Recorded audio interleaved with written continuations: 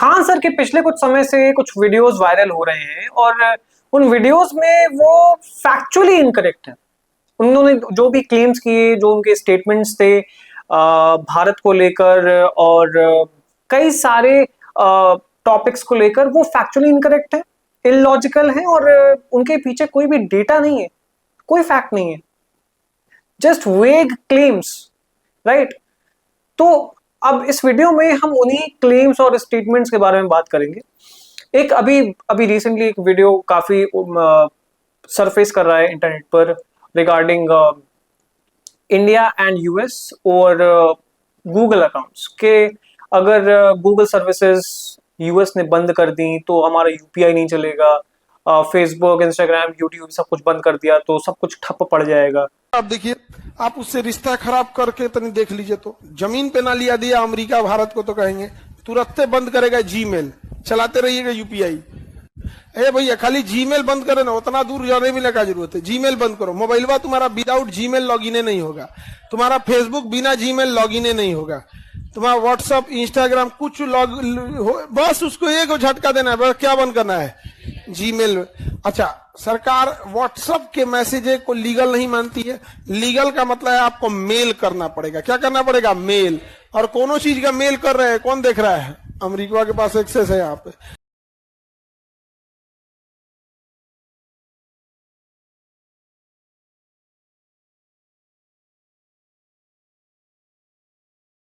तो पहली बात तो यूपीआई गूगल पर डिपेंडेंट नहीं है। यूपीआई एनपीसीआई पर वर्क करता है, उसके फ्रेमवर्क पर काम करता है, National Payments Corporation of India. Bank to bank real time payments transfer होते हैं फंड्स, और फिर उसके और जो प्रोवाइडर्स हैं, जो मोबाइल ऐप्स हैं, उसके जरिए ये फंड्स ट्रांसफर होते हैं, सर्विसेज होती हैं। और आप ये समझिए, जो भी एप्स हैं, फोन पे हो गई, पेटीएम हो गई, ये इंडियन एप्स हैं। गूगल पे भी भारत में है, उससे भी आप पेमेंट कर सकते हैं। पर यूपीआई अमेरिका पर डिपेंडेंट है और यूपीआई गूगल पर डिपेंडेंट है, ये this is completely a false claim. इसमें कुछ भी सत्य नहीं है, कोई फैक्ट नहीं है। पर ये कहां से ये लेकर आए हैं, वो सिर्फ वही बता सकते हैं। ठीक है, सॉफ्ट माइंड्स को, गलेबल माइंड्स को इन्फ्लुएंस करने के लिए जो भी करना पड़ता है इंसान को, किसी भी प्रोपेगेंडा और नैरेटिव को सेट करने के लिए। फिर उसके बाद इनके ये जो भी फेसबुक के बारे में बात कर रहे थे, फेसबुक के 378 मिलियन यूजर्स भारत में। और मैं गूगल का बता दूं आपको, गूगल के मंथली जो ट्रैफिक है भारत से 10.6 बिलियन का है, राइट। जीमेल का सबसे बड़ा यूजर बेस वो भारत में। अब मैं इसके बाद इसको पूरा जोड़कर लास्ट में बताऊंगा, ये आप बस डेटा समझते जाइए। जो इंस्टाग्राम है, उसका जो मंथली मंथली विजिटर्स हैं, मंथली जो एक्टिव यूजर्स हैं भारत से, वो 414 है। Similarly WhatsApp 535 million, YouTube 491 million and X formerly known as Twitter, उसके 25 मिलियन एक्टिव यूजर्स मंथली। तो ये ट्रैफिक जो है, ये एंगेजमेंट जो है, इससे इन कंपनीज का रेवेन्यू जनरेट होता है एड्स के थ्रू, वेरियस अलग अलग जो भी उनके रेवेन्यू मॉडल्स हैं। अब इतने बड़े यूजर बेस को, इतने बड़े मार्केट को, जो टोटल एड्रेसेबल मार्केट है भारत का, वो सबसे बड़ा है दुनिया में, उसको छोड़कर ये प्राइवेट कंपनीज जो कि यूएस गवर्नमेंट के अंडर नहीं आती हैं, वो भारत को छोड़कर चली जाएंगी, वो भारत को छोड़ चली जाएंगी, भारत की मार्केट से चली जाएंगी यूएस के कहने पे और खान सर के कहने पे, क्योंकि खान सर ने बोला है यूएस चाहे तो भारत को घुटने पे ला सकता है अगर ये सारी कंपनीज इंडियन मार्केट से चली जाती हैं। तो पहली बात तो मैं एक बहुत सिंपल सी बात बताना चाहता हूं। कोई भी जो जितनी भी कंपनीज हैं, ये सारी प्राइवेट कंपनीज हैं, इनके मल्टीपल आपके शेयर होल्डर्स हैं, these are answerable to their stakeholders, shareholders. और अब आप मेटा को ले लीजिए, मार्क जकरबर्ग उसके फाउंडर हैं, उसके सीईओ हैं। अब जब कोविड आया था तो एक स्टीप फॉल देखने को मिला था उनके रेवेन्यू में। तो मार्क जकरबर्ग को, पूरे बोर्ड ऑफ डायरेक्टर्स को, उनके स्टेक होल्डर्स को, उनको जवाबदेही उनकी थी उनके प्रति। तो आप जो ये क्लेम्स कर रहे हैं कि ये सारी कंपनीज मूव आउट कर जाएंगी भारत से, हमारे पास कोई कुछ भी नहीं है और अमेरिका भारत को घुटनों पर ला सकता है, तो सर ये आप कहाँ से ये नैरेटिव्स बना रहे हैं और ये किसको आप किसकी आंखों में धूल झोंकने की कोशिश कर रहे हैं, किसको ये चूरन पकड़ा रहे हैं? आपके सामने अभी एक सामने एग्जांपल है, एप्पल को कितना ही प्रेशराइज किया डोनाल्ड ट्रंप ने ये टैरिफ्स के ऊपर कि आपको इंडिया में अपने प्रोडक्शन यूनिट्स बंद करने हैं, आपको वहां पे प्रोडक्शन नहीं करना है। जो भी अमेरिका में आईफोन यूजर्स हैं उनके लिए आप अमेरिका में मैन्युफैक्चरिंग यूनिट्स बनाइए। It's simply not possible. Tim Cook को भी पता है ये पॉसिबल नहीं है, क्योंकि पहली बात तो अमेरिका में वो चीप लेबर अवेलेबल नहीं है। दूसरी चीज, अगर आपको एक मोबाइल, एक फोन, एक टैबलेट, एक लैपटॉप मैन्युफैक्चर करना है तो उसके लिए एक पूरी इकोसिस्टम लगता है। फोन के कैमरे से लेके, बैटरी से लेके, उसके चार्जिंग सॉकेट से लेके, उसके डिस्प्ले से लेके, जो पूरा, जब एक पूरा फोन तैयार होता है तो उसमें अलग अलग असेंबली लाइंस, अलग अलग पार्ट्स लगते हैं और उस पूरे इकोसिस्टम में कई सारी इंडस्ट्रीज लगती हैं। उस पूरे इकोसिस्टम को बनाने में सालों लगते हैं। तो अगर डोनाल्ड ट्रंप के प्रेशर से ही अगर ये सब कुछ हो रहा होता, उसके कहने से ही या फिर यूएस गवर्नमेंट के कहने से ये सब कुछ संभव हो पाता, तो एप्पल कब का मूव आउट कर चुका होता, फॉक्सकॉन कब का मूव आउट कर चुकी होती। इवन एप्पल ने तो ये बोला भी है कि 2026 एंड तक वो अपने सारे प्रोडक्शन यूनिट्स इंडिया में शिफ्ट करने वाले हैं। तो ये जो आपके की क्लेम्स हैं, ये आप कहां से लेकर आ रहे हैं, किसके शब्दों को आप एम्पलीफाई कर रहे हैं, ये मुझे समझना है। और मुझे लगता है कि ये लोगों को भी सवाल पूछने की जरूरत है खान सर से। फिर उसके बाद ये आते हैं भारत की फॉरेन पॉलिसीज को लेकर, ये फॉरेन पॉलिसी एक्सपर्ट बनते हैं उसके बाद।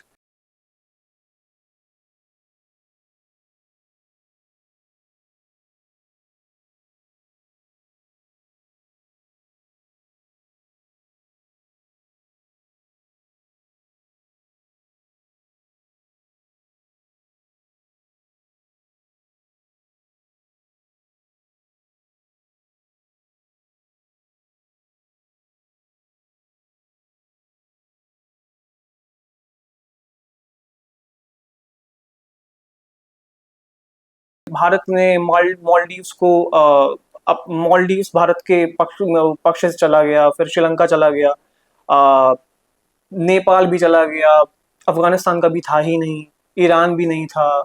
जितने भी नेबरिंग कंट्रीज हैं, जो हम डायमंड नेकलेस बना रहे थे स्ट्रिंग ऑफ पर्ल्स को काउंटर करने के लिए, वो हमारा फेल हो गया, हमारी फॉरेन पॉलिसी फेल हो चुकी है।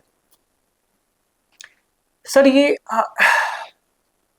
पहली बात तो फॉरेन पॉलिसी एक ऐसा टॉपिक है जिस पर आप कितना भी आप बोल लीजिए, एक बहुत कॉम्प्लेक्स टॉपिक है। पहली बात तो ये, आपके हिसाब से a प्लस बी का whole square equals a square plus B square plus 2ab नहीं होता है। फॉरेन पॉलिसी में कभी भी ये चीज नहीं होती। अलग अलग फैक्टर्स उसको इफेक्ट करते हैं। भारत की इकोनॉमी अभी भी $4 ट्रिलियन पे ही है। आप अगर उसको चाइना से कंपेयर करेंगे कि चाइना कितना लोड कर सकता है, भैया $4 ट्रिलियन की इकोनॉमी से आप चाइना की $20 ट्रिलियन की इकोनॉमी को अगर आप उस लेवल पे, उस इन्फ्लुएंस को अगर देख रहे हैं, तो सिंपल सी बात है, हम उस लेवल पर नहीं खेल सकते, हम उतना पैसा डंप नहीं कर सकते किसी भी देश में। ये बहुत क्लियर है और ये सबको पता होना चाहिए। हमारी डिप्लोमेसी चाइना से बेहतर है, that's for sure, and no one can debate on this, no one can argue on this topic. हमारी पॉलिसी उनसे बेहतर है, हमारी डिप्लोमेसी उनसे बेहतर है। और इसी वजह से आपने देखा भी होगा पिछले कुछ समय में मालदीव्स भारत के प्रधानमंत्री को रेड कारपेट पर वेलकम कर रहा है। श्रीलंका ने भारत की प्रधानमंत्री को आईएस सिविलियन अवार्ड दिया है और वापस से ये सारे रिलेशंस बेहतर हुए हैं। वापस से हमारी जो फॉरेन पॉलिसी है वो बेहतर हुई है। और जितने भी आप देश देख लीजिए, कोई भी आप देश देख लीजिए, आप अफगानिस्तान के बारे में अभी बात कर रहे थे कि अफगानिस्तान में तालिबान आ गया है, तो तालिबान के साथ भारत के बहुत अच्छे रिलेशंस हैं। एक एक्स CIA एजेंट, राइट, उसी ने बोला था कि भारत तालिबान के नेटवर्क को यूज कर रहा है कश्मीरी मिलिटेंट्स को एग्जीक्यूट असैसिनेट कराने के लिए, जो कि पाकिस्तान में छिपे हुए हैं। हमारे इस लेवल के टाइज हैं अफगानिस्तान तालिबान के साथ, और हमारे बिलियंस ऑफ डॉलर्स के प्रोजेक्ट्स वहां पर चल रहे हैं, डेवलपमेंट प्रोजेक्ट्स। तो ये आप किसकी आंख में धूल झोंक रहे हैं सर? ईरान से हमारे अच्छे रिलेशन हैं। हमने जब भी ये इसराइल और ईरान के कॉन्फ्लिक्ट हुआ था, हमने किसी एक देश का कोई एक तरफ स्टैंस नहीं लिया। बैलेंसिंग एक्ट था हमारा उस वक्त भी। दोनों देशों के साथ हमारे रिलेशंस हैं, बीट इसराइल बीट ईरान। तो ये फॉरेन पॉलिसीज के बारे में जो आप ये लोगों को इस तरीके से मैनिपुलेट कर रहे हैं और लोगों को बेवकूफ बनाने का काम कर रहे हैं, आप इसको अगर आप छोड़कर थोड़ा सच्चाई के साथ अगर लोगों को एजुकेट करेंगे तो बेहतर होगा, और भारत के हित में होगा, आपके हित में होगा। क्योंकि कभी ना कभी तो ये सबके सामने आएगा ही, कभी ना कभी तो लोग समझेंगे। और दूसरी चीज, इसी तरीके से आपके और भी बहुत सारे फॉरेन पॉलिसीज को लेकर वीडियोज रहे हैं, जिसमें कि भारत की फॉरेन पॉलिसीज, भारत के डिप्लोमेसी फेलियर को आप उसको पॉइंट आउट कर रहे हैं। Foreign policy is an continuous effort. Foreign जो भी डिप्लोमेसी आती है आपकी, इसमें आपने एक बार किसी देश को अपने खेमे में किया, अपने पक्ष में किया, इसका मतलब ये नहीं कि वो मरणोपरांत भी जीवन पर्यंत आपके साथ रहेगा। It's about interests, right? In geopolitics and in international affairs, there are no permanent friends or allies, just permanent interests, and this applies for every country. तो हर एक देश अपना फायदा देखेगा, और हम उस फायदे में अपना फायदा कैसे ढूंढ सकते हैं, वही डिप्लोमेसी का पार्ट है, वही फॉरेन पॉलिसी का पार्ट है। हम यही करते हैं हर एक देश के साथ। पर क्या है कि आपको ये शायद चीजें या समझ नहीं आती हैं, या फिर आपको समझ आती हैं, बस जनता को मूर्ख बनाने का काम करते हैं आप। क्योंकि आपको पता है कि आपका एक बेस है, आपका एक व्यूअर बेस है, जो कि आपको देखता है, आपको फॉलो करता है, और उसको आप मूर्ख बनाने का काम करते हैं।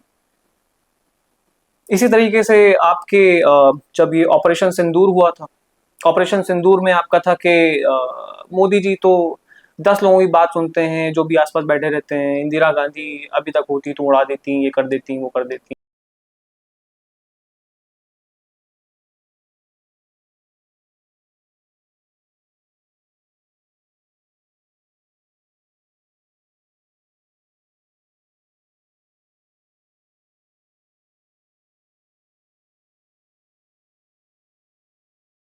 और हमारी डिप्लोमेसी इतनी कमजोर थी। हमारे जो जो IMF है उसने लोन दे दिया। IMF का कितना शेयर है भारत ने? IMF में भारत का कितना शेयर है? आई थिंक इट्स अराउंड 2.75%, और वोटिंग शेयर भी उतना ही है।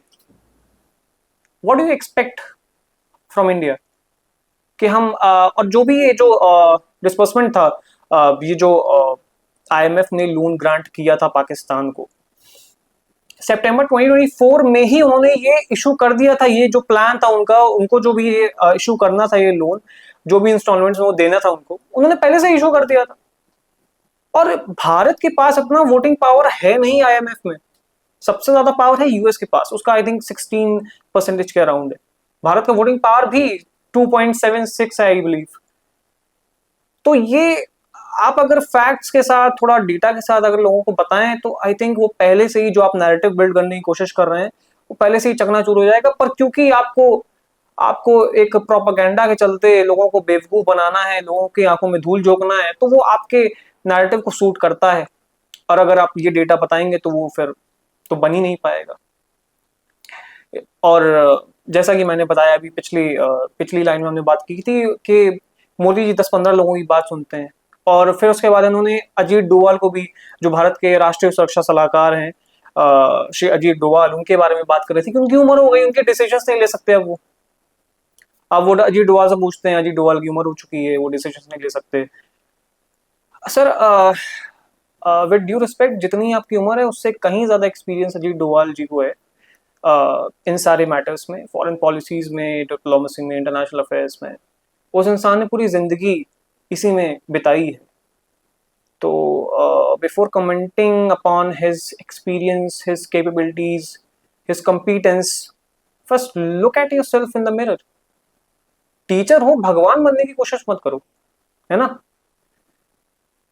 इसी तरीके से ये मोदी जी को कह रहे थे कि ये अभी इंदिरा गांधी होती तो पूरा उड़ा देती। क्या है कि 71 में जो इश्यूज थे वो अलग थे, वर्ल्ड सिचुएशन अलग थी, वर्ल्ड ऑर्डर अलग था। उस वक्त यूएसएसआर था, उस वक्त कोल्ड वॉर का समय था, उस वक्त यूएस और यूएसएसआर के बीच में एक कोल्ड वॉर था जिसको हम सब ने देखा है। और क्या चल रहा था उस वक्त, किस तरीके से पूरा वर्ल्ड ऑर्डर जो है वो दो अलग अलग खेमों में बटा हुआ था। इंदिरा जी के समय भारत पूरी तरीके से यूएसएसआर के खेमे में था और यूएस के खेमे में पूरी तरीके से पाकिस्तान था।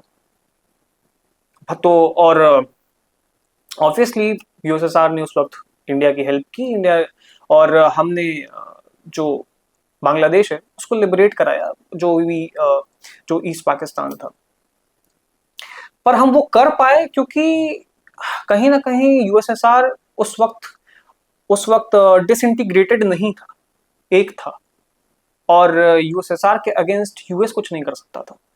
दूसरी चीज ये भी है कि उस वक्त आप ये जो आप अटैक की बात कर रहे हैं कि हमने अलग कर दिया, उस वक्त प्रॉब्लम थी कि इन्फिल्ट्रेशन इतना ज्यादा था कि हम उसको, हमारे देश में वहां से बांग्लादेशी इलीगल इमिग्रेंट्स इंडिया में इतना ज्यादा आ रहे थे, पलायन कर रहे थे कि हमें वो रोकना ही था, हमारे पास ऑप्शन नहीं था। हमें हर हालत में उसको ईस्ट पाकिस्तान को लिबरेट कराना ही पड़ा। We didn't had any other option. US से भी हमने इस बारे में बात की थी, पर उनकी तरफ से कोई रिप्लाई नहीं आया, उन्होंने कोई इंटरवेंशन नहीं किया। तो हमें फिर मजबूरन उस पर अटैक करना पड़ा। पर आपकी जो आप बता रहे हैं कि इतने स्ट्रॉन्ग डिसीजंस थे उनके, इतनी बार इतना सोचती नहीं थी। हाँ, सोचती नहीं थी, जरूर सोचती नहीं थी, क्योंकि अगर सोचती होती तो शिमला अग्रीमेंट में जो 93,000 पाकिस्तानी फौजी हमने बंदी बनाए थे, जो प्रिजनर ऑफ वॉर थे, उनके बदले भारत के 54 भारतीय वायुसेना के फौजी वो वापस ले लेती, पायलट्स, इंडियन पायलट्स वो वापस ले लेती। सोचती नहीं थी, इसीलिए जो हमने 15,000, आई थिंक 15,000 या 16,000 स्क्वायर किलोमीटर का जो पाकिस्तान का एरिया हमने ऑक्यूपाई किया था, लाहौर का, सिंध का, हाँ, वो वापस ले लेती। मतलब वो देती नहीं, वापस नहीं करती, वो पीओके पर निगोशिएट करती, पीओके वो वापस लेती। मतलब उनकी आधी फौज हमारे पास थी, बंदी थी पूरे देश में, उन्हें अलग अलग हमने कैंप्स में रखा हुआ था। बट स्टिल, मतलब ब्रिगेड लेवल से लेकर, कर्नल से लेकर, लेफ्टिनेंट कर्नल से लेकर, लेफ्टिनेंट जनरल से लेकर, सारे हर एक लेवल का ऑफिसर हमारे पास अबंडेंस में थे। हम जो चाहे नेगोशिएट कर सकते थे। पर वही है कि आपकी जो आरएल लेडी थी आपके हिसाब से बहुत टफ डिसीजंस लेने वाली, भारत के जो फील्ड मार्शल थे सैम मानेकशॉ, वो युद्ध तो जीत गए, पर भारत वो युद्ध हार गया because of our prime minister, of then prime minister Shrimati Indira Gandhi. और जब उन्होंने फील्ड मार्शल सैम मानेकशॉ को बताया था तो ये स्टेटमेंट भी सामने आया था, Bhutto made monkey out of you, Sam Manekshaw नहीं बोला था। सो वो तो अब सबको पता है, दुनिया को पता है कि इंदिरा गांधी ने क्या किया था 71 के युद्ध में। वो सैम मानेकशॉ की विक्ट्री थी या फिर इंदिरा गांधी के स्ट्रॉन्ग डिसीजंस की वजह से जो भारत ने विजय प्राप्त की ओवर पाकिस्तान, ईस्ट पाकिस्तान। इसके बाद एक और बात आती है कि आप कहते हैं कि भारत को वो जो चिकन नेक है उसको वाइडन कर लेना चाहिए, उसको बढ़ा लेना चाहिए। तो भाई आपके तो स्ट्रॉन्ग लीडर थे ना उस वक्त, कर लिए होते उस वक्त, तो लिबरेट कराया था हमने, उस वक्त तो हमें बढ़ा लेना चाहिए था चिकन नेक। भाई ईस्ट पाकिस्तान भारत ने आजाद कराया था, तो आप बढ़ा लेते उस वक्त। क्या हुआ था आपके जो स्ट्रॉन्ग लीडर थी उस टाइम के, उन्होंने क्यों नहीं कराया? चिकन नेक नैरोस्ट पॉइंट पर आई थिंक 21-22 किलोमीटर पर है। तो उस वक्त आपको इस 21 किलोमीटर के जो चिकन नेक है हमारा, इतना इतना छोटा सा चिकन नेक है, जिसकी वजह से आज के टाइम पे इतनी सारे प्रॉब्लम्स होते हैं, इतने सारे थ्रेट्स मिलते हैं ग्रेटर बांग्लादेश के। ये उनके जो फितूर है बांग्लादेश का, कहीं ना कहीं बैक्ड बाय चाइना और whatever, backed by Turkey as well. तो उस वक्त अगर इसको वाइडन कर लेती Indira Gandhi, Shrimati Indira Gandhi, so called iron lady, तो ये जो थ्रेट्स अभी हमको मिलते हैं, जो हमें इतना ज्यादा वहां पर रिकॉग्निजेंस रखना पड़ता है, हम नहीं रखते। आज के समय आप ये बोल सकते हैं, पर उस वक्त आप नहीं बोल सकते थे, है ना, क्योंकि उस वक्त तो freedom of expression, freedom of speech भी छीन ली जाती थी इमरजेंसी के दौरान। एनीवे, साथ ही ये चाइना से युद्ध कराने के बारे में बात करते हैं। चाइना की पीपल्स लिबरेशन आर्मी लद्दाख से इन्फिल्ट्रेट कर रही है, ऐसा सोनम वांगचुक का कहना है। भाई सोनम वांगचुक आर्मी जनरल है, सीडीएस है, लेफ्टिनेंट जनरल है, नदन कमांड उनके अंडर आता है। Who is he? No one, absolute no one when it comes to national security. और अब बात यही है कि जितना ज्यादा भ्रम आप फैला सकते हैं भारत से रिलेटेड, भारत के सिक्योरिटी से रिलेटेड, वो फैलाइए, क्योंकि आम जनमानस जो है वो तो इतना समझता नहीं है। तो उसकी आंखों में धूल झोंकना, आम जनमानस को बरगलाना, उसको मैनिपुलेट करना और भारत के खिलाफ इस तरीके से नैरेटिव्स चलाना, ये बड़ा ही कूल बन गया है इस तरीके के सो कॉल्ड एजुकेटर्स के लिए। मुझे एक बात समझ में नहीं आती है कि आप गए हैं लद्दाख, आपने खुद जाकर वहां देखा है कि वहां पर कितनी पीएलए आ चुकी है, People's Liberation Army, Chinese army कितनी घुस चुकी है लद्दाख में। और अरुणाचल प्रदेश पर भी क्लेम किया था बहुत से लोगों ने, राहुल गांधी ने भी क्लेम किया था, फिर सुप्रीम कोर्ट के सामने ऐसे हाथ जोड़कर खड़े थे, माफी मांग रहे थे। ऐसे ऐसी बात मत करो सर कि आने वाले समय में आपके जो ये जितनी इज्जत है उतनी ही बेइज्जती हो, और उतने ही लोग आपको भला बुरा कहें। आपको बहुत सारे लोग मानते हैं, आपने बहुत कुछ किया भी है स्टूडेंट्स के लिए, and I respect that, but Bharat के खिलाफ अगर आप बोलेंगे तो फिर आपने कुछ भी किया हो कोई फर्क नहीं पड़ता, डजंट इवन मैटर। और मैं आपको बता दूं, ये यहाँ पे इनके कमेंट्स खत्म नहीं होते हैं। ये कहते हैं कि हम चाइना से नहीं लड़ सकते, हम पाकिस्तान पर ही अपना जोर दिखाते हैं, पाकिस्तान से ही हम लड़ सकते हैं। 14 के पहले तो पाकिस्तान से भी नहीं लड़ते थे। पाकिस्तान खुलेआम आपके यहाँ 26-11 करके चला जाता था। आपके जो भारत का जवान उसका सर काट के ले जाता था। आए दिन वहां पर फायरिंग होती थी, सीज फायर ब्रीच करते थे वो। आए दिन इन्फिल्ट्रेशन होता था, देश में धमाके होते थे। उस वक्त तो आप पाकिस्तान से भी डरते थे। आज पाकिस्तान आपको मजाक लग रहा है, पर उस टाइम तो पाकिस्तान भी आपको पता नहीं कौन सा ऐसा सुपर पावर लग रहा था, मिलिट्री सुपर पावर लग रहा था। उसके बारे में आप क्यों नहीं बात करते? और बात रही चाइना की, तो भैया चाइना आपसे आपका कौन सा ऐसा काइनेटिक वॉर हुआ है रिसेंटली, या फिर उनका काइनेटिक अटैक आपको देखने को मिला है?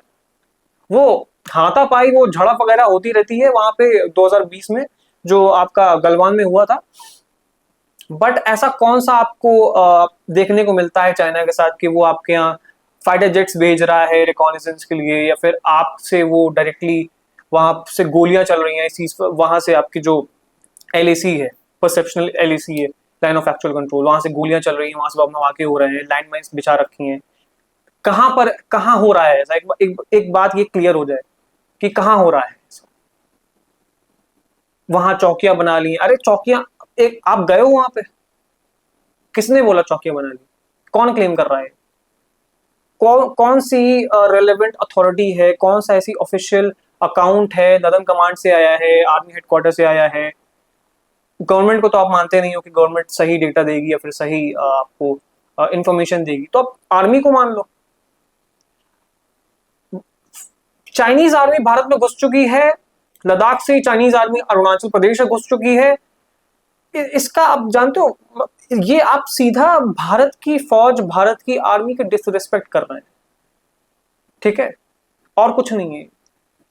और शायद इससे आपको फर्क भी नहीं पड़ता, क्योंकि नैरेटिव जो फैलाना है, जो प्रोपेगेंडा जो सेट करना है आम जनमानस के लिए, लोगों को इस तरीके से ब्रेन वॉश करना है कि वो इस तरीके से उनका माइंड ट्यून हो जाए और यही बात वो जनरल डिस्कोर्स में बात करें। it's very disappointing from a teacher like you. Anyway, इसके बाद वोट चोरी आती है। वोट चोरी के बारे में बात करते हैं, कैमरा से रिलेटेड वोट चोरी के बारे में बात करते हैं कि फुटेज दिखानी चाहिए, ये करना चाहिए, वो करना चाहिए। अब आप बस एक सवाल है आपसे, आप ये नक्सलाइट एरियाज में कर सकते हैं? ये जो आप बता रहे हैं नक्सलाइट एरियाज में हो सकते हैं सब कुछ? ये आप फुटेज आप डिस्क्लोज करते हैं, जम्मू एंड कश्मीर में आप फुटेज डिस्क्लोज करते हैं, आपने किसको वोट दिया, किसको नहीं दिया, और चेक और क्रॉस चेक करने की तो आप बात छोड़ ही दीजिए, क्योंकि ये जो जितने भी आपको वोटर लिस्ट मिलती है, ये वोटर लिस्ट पहले से ही मिल जाती है बीएलएस को, जो आपके एजेंट्स होते हैं पार्टीज के, उन सबको मिल जाती है। तो ये जो फुटेज है, पहली बात तो इसके पीछे कानून है, राइट? इसके पीछे सेक्शंस है। Section 93 sub section 2 clause A of the 1961 conduct of election rules कहता है कि सभी documents and papers related to elections must be open to public inspection, for public inspection. पर ये रूल बनाया गया था उस वक्त जब बैलेट पेपर्स हुआ करते थे। आज के समय पर ईवीएम्स हैं और सीसीटीवी फुटेजेस सारी रिकॉर्डिंग करते हैं, जो भी आपके जब भी आपकी वोटिंग कास्ट की जाती है। दिसंबर 2024 में इसको अमेंड कर दिया गया। रीजन, डीप फेक एआई, इससे आपके जो वीडियोस हैं जो रिकॉर्ड किए गए हैं उसको आप उसको मिसयूज किया जा सकता है, उसको प्रिवेसी ब्रीचेस ना हो, इसके चलते उसको अमेंड कर दिया गया। और इलेक्ट्रॉनिक फुटेजेस के अलावा, सीसीटीवी फुटेजेस के अलावा आज भी सब कुछ पब्लिक इंस्पेक्शन के लिए अवेलेबल है। जो भी डॉक्यूमेंट्स हैं, जो भी अलग आपके आते हैं, सीसीटीवी फुटेज नहीं दिखाई जा सकती बिकॉज ऑफ वेरियस रीजंस, और ये इसका कानून है।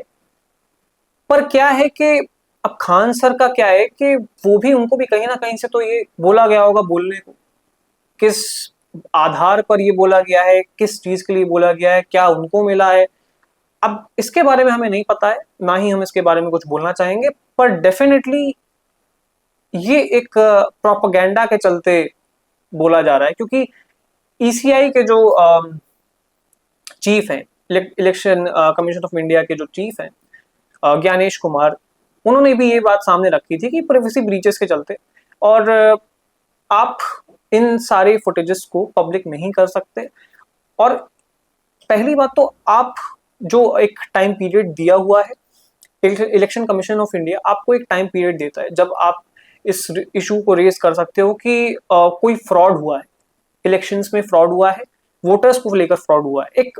एक वैधता होती है 45 डेज की, उसके अंडर आप इश्यूज को रेज करते हैं।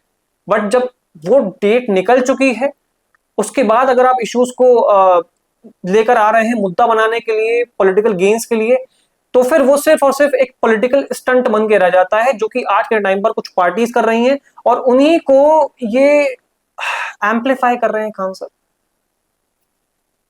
आई थिंक फॉर्म 7 उन्होंने शायद उसका जिक्र किया था, जिसमें आप इन सब चीजों के बाद भी ये प्रावधान है, इलेक्शन के बाद 45 डेज के बाद भी ये प्रावधान है कि अगर आप अंडर द ओथ एफिडेविट में देते हैं, ये कंप्लेन फाइल करते हैं, तो आपकी सुनवाई होगी। जो भी आपने वोट चोरी को लेकर या जो भी आपका इशू है, उसकी सुनवाई होगी। इलेक्शन कमीशन में ये प्रावधान है।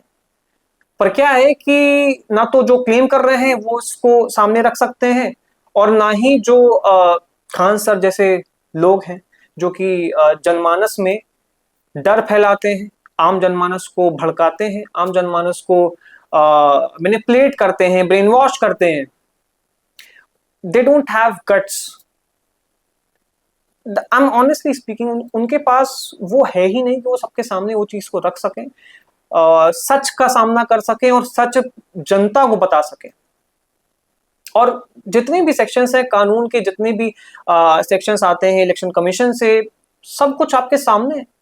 इसके बाद भी अगर आप इन सबको नकारना चाहते हैं, तो ये सिंपली दिखाता है कि ये आप सिर्फ और सिर्फ एक प्रोपेगेंडा के लिए काम करते हैं और आप किसी के पेरोल पे काम करते हैं। As simple as that.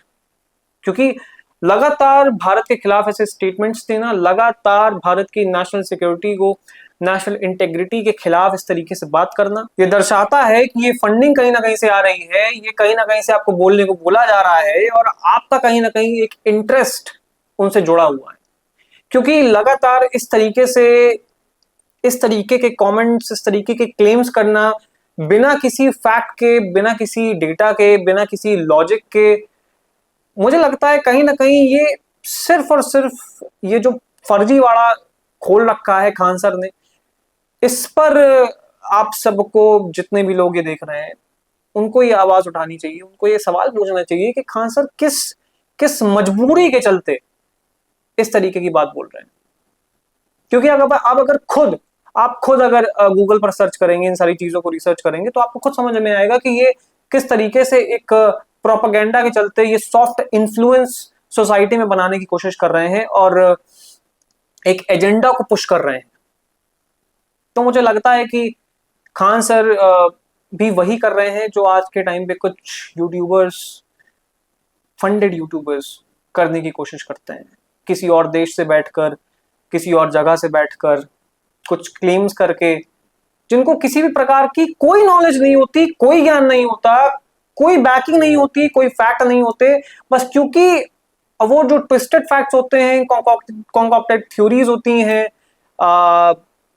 उन उसके चलते एक सेंटिमेंट बनाना, पब्लिक सेंटिमेंट बनाना, गवर्नमेंट के खिलाफ, कॉन्स्टिट्यूशनल बॉडीज के खिलाफ, ऑटोनोमस बॉडीज के खिलाफ, भारत के लोकतंत्र के खिलाफ, भारत के जो भी आपके सुप्रीम कोर्ट हैं, जितनी भी बॉडीज हैं भारत के, उनके खिलाफ एक सेंटिमेंट बनाना, कानून, प्रजातंत्र, लोकतंत्र, संविधान, सबको लेकर इस तरीके से ऐसा कॉकटेल बनाना कि भारत में सब कुछ गड़बड़ हो रहा है, सब कुछ भारत में बर्बादी की ओर जा रहा है, क्योंकि एक पार्टी है और वो सब कुछ गलत कर रही है।